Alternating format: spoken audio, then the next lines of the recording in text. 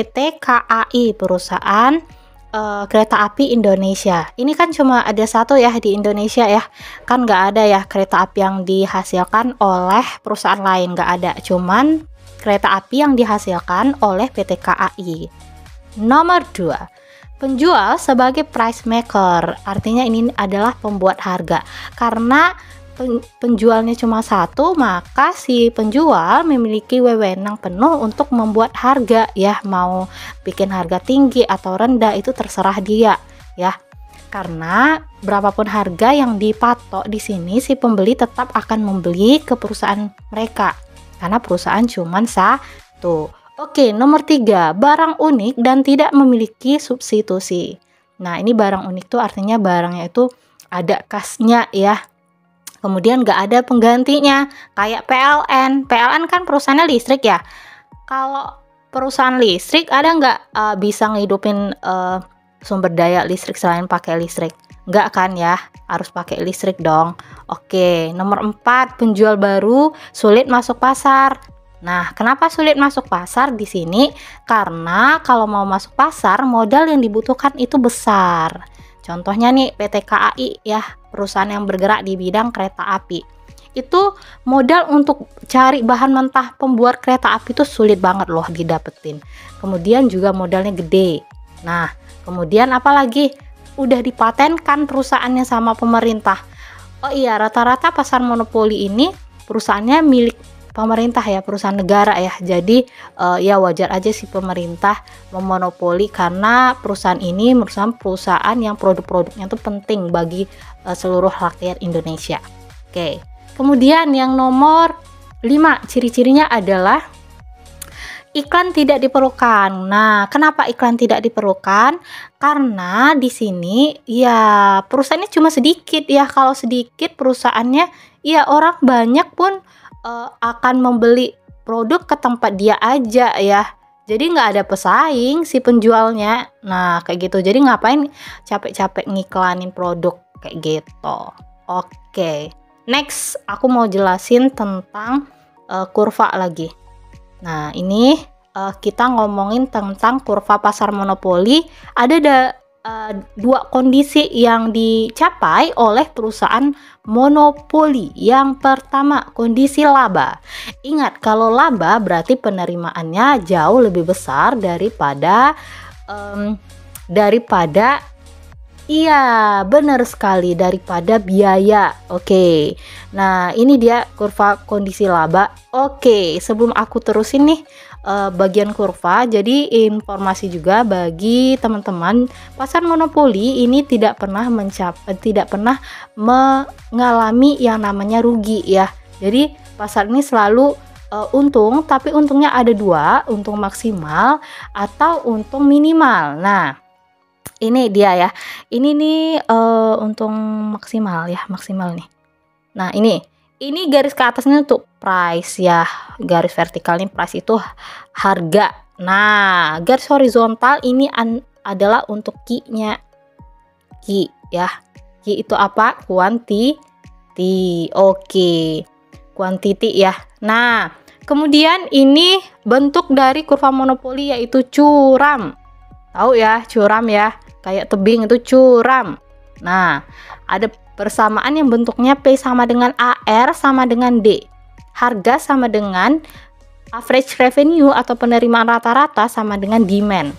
Nah, kurva MR selalu posisinya di bawah kurva AR. MR artinya marginal revenue atau tambahan penerimaan, selalu ya, always. Nih, ketetapannya dari sononya kayak gitu. Oke. Kemudian cost-nya, kalau dalam kondisi laba si perusahaan, cost selalu nah, cost-nya itu selalu di bawah ya, di bawah kurva AR, average revenue. Nah, cost tadi apa? Cost tadi kan biaya ya. Cost-nya yang mana nih? Ada MC, ada AC. Nah, average cost biaya rata-rata. MC marginal cost itu artinya penerimaan marginal. Ini kan titik si cost ya, MC AC ya di sini ya. Nah, ini kan masih posisinya di bawah dari AR-nya, di bawah penerimaan rata-rata si cost-nya ini. Nah, artinya perusahaan memperoleh laba ya. Ini keuntungan maksimal yang ini ya, keuntungan maksimal ya, karena revenue-nya berada di atas cost-nya. Nah, ini revenue kan, yang garis merah ini revenue kan, penerimaan kan. Yang garis kuning ini adalah cost-nya. Jadi jangan dilihat yang di atas ini, garis yang di atas, tapi yang bagian ini, yang perpotongan ini ya, cost sama si MC sama AC ini. Lihat ini ya.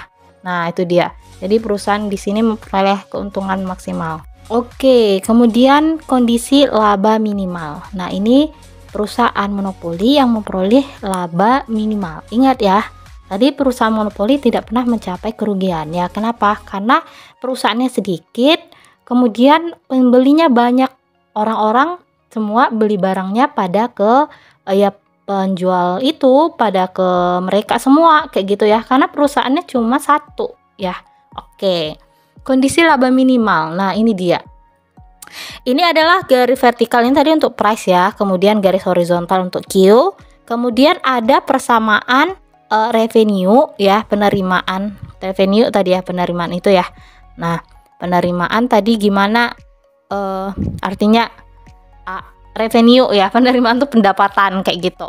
Oke, ini adalah yang garis merah ini kurva penerimaan, P sama dengan D sama dengan AR. AR adalah average revenue atau penerimaan rata-rata. Kemudian di bawah AR itu always selalu ada MR, marginal revenue, artinya tambahan penerimaan. Nah, kemudian kurva yang bentuknya si centang kayak gini namanya MC, marginal cost atau tambahan biaya.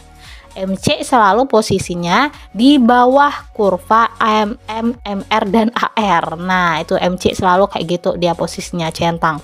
Nah, kalau dalam kondisi laba minimal, si AC, average cost atau biaya rata-rata, ini kurvanya posisinya berada di atas P sama dengan AR atau MR. Nah, selalu ya, always nih selalu dia di atas kurva P sama dengan D sama dengan AR dan MR sekaligus MC ya, posisinya selalu di atas. Nah, itu artinya perusahaan memperoleh laba minimal. Kenapa labanya minimal? Karena biaya rata-ratanya lebih besar daripada AR-nya, daripada AR-MR-nya kayak gitu.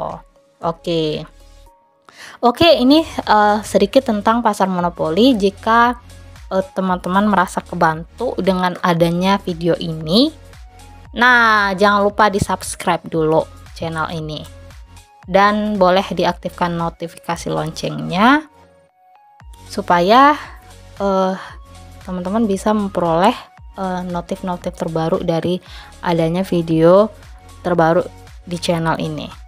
Oke, thank you and see you next.